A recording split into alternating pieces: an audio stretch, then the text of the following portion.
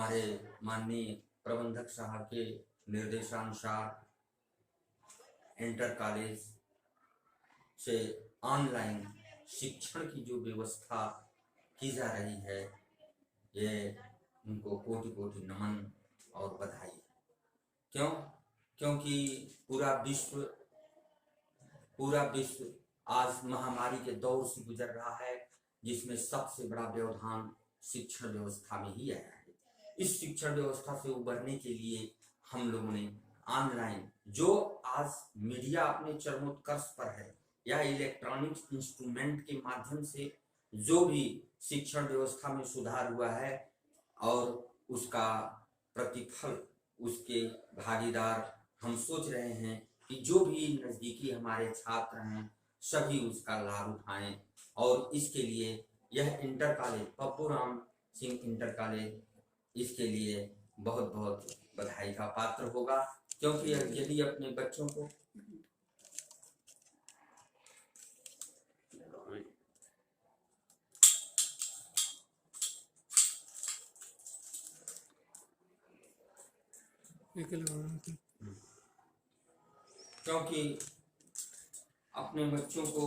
यदि वह online classes दे लेते हैं तो इससे कुछ नहीं होगा। ऑनलाइन क्लासों के माध्यम से ही आवाज नहीं,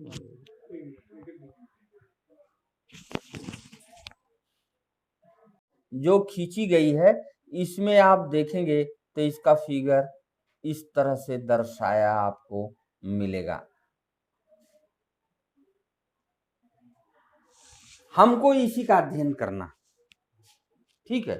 यह भूमध्य रेखा, शून्य अक्षांश रेखा, ये हो गया आपका 30, ये हो गया 60, और ये हो गया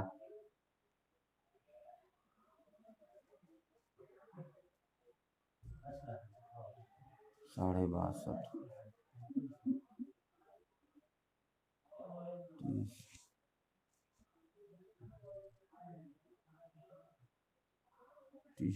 30 अक्षांश रेखा, 30 अक्षांश रेखा, नॉर्थ पोल 30 अक्षांश रेखा, साउथ पोल भूमध्य रेखा।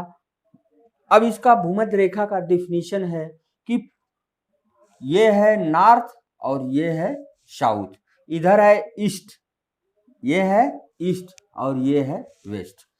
आप इसको ये नहीं कह सकते कि ईस्ट से यानी वेस्ट, वेस्ट से पश्चिम से पूरब की तरफ, पश्चिम से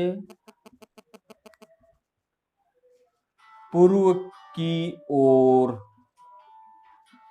खींची गई काल्पनिक रेखा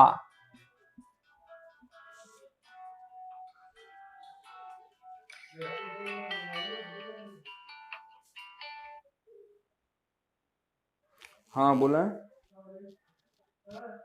हाँ लो, हाँ हाँ हाँ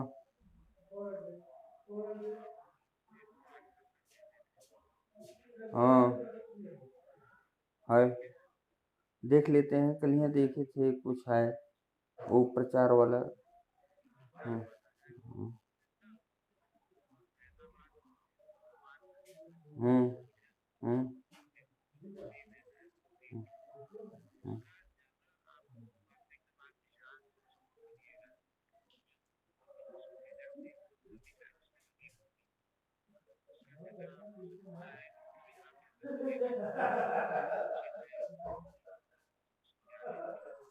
अच्छा ठीक ठीक ठीक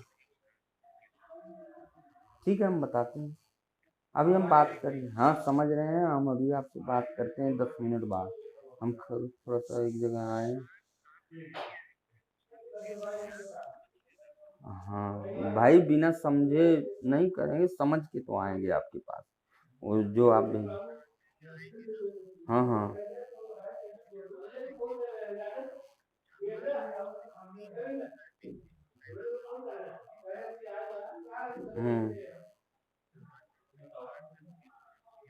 हाँ हाँ हाँ, देख लेते हैं, हम देख के बताएंगे। अच्छा तो हम देख के बताते हैं ना आपको। हम्म, ठीक ठीक ठीक है, हम समझ के बताते हैं। ठीक,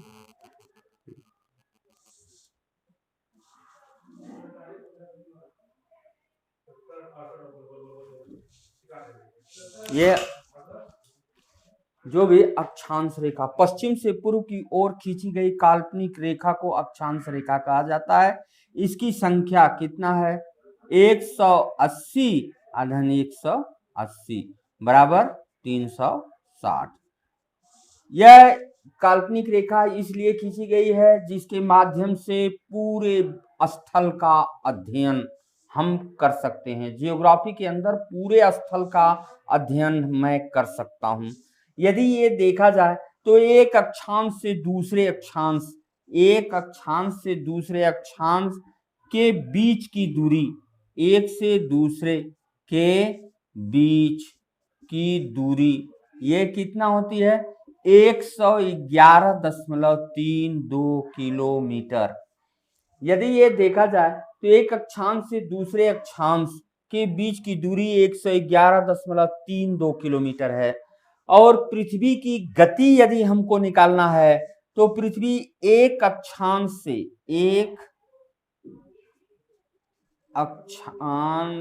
से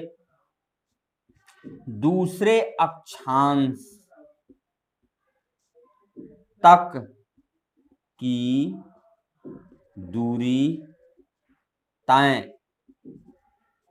करने में लगा समय, इसलिए इसी के आधार पर हम समय का निर्धारण भी करते हैं।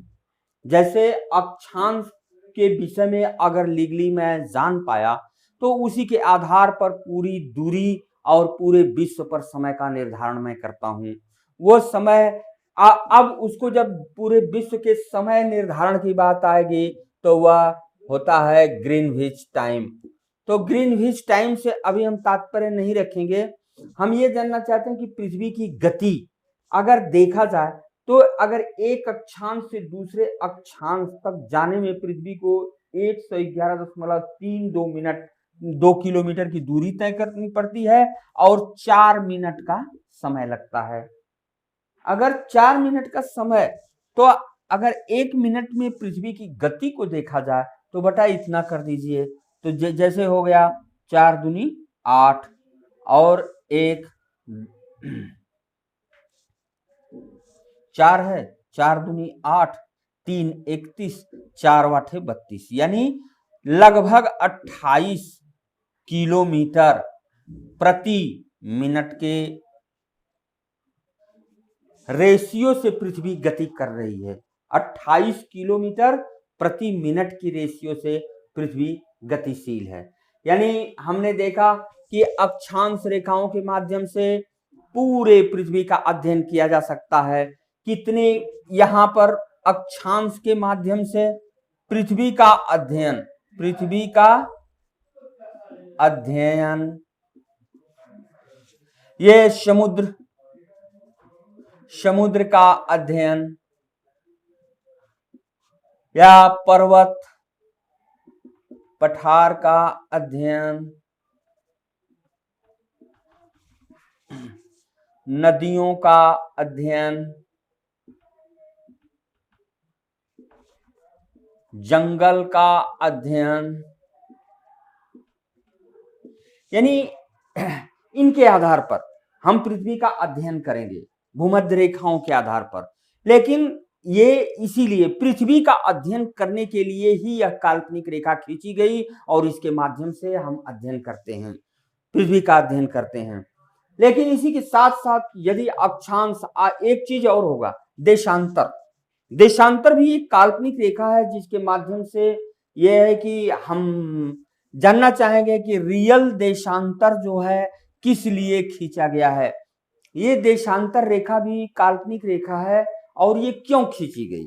जैसे अभी हमने चर्चा किया अक्षांश रेखा भी एक काल्पनिक रेखा है, क्यों खींची गई? तो इससे हमको क्या क्या मिला? पृथ्वी की गति मिली। पृथ्वी की गति के साथ साथ दूरी भी तय करने का रेशियो मिला। इसके साथ साथ 1 मिनट में पृथ्वी कितनी तेज गति से वो चलती है ये भी हमको मिला।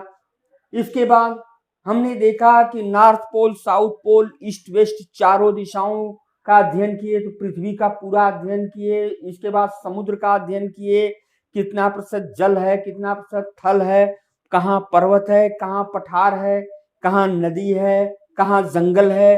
ये सारे अक्षांश के आधार पर घर बैठे हम उसका अध्ययन कर सकते हैं।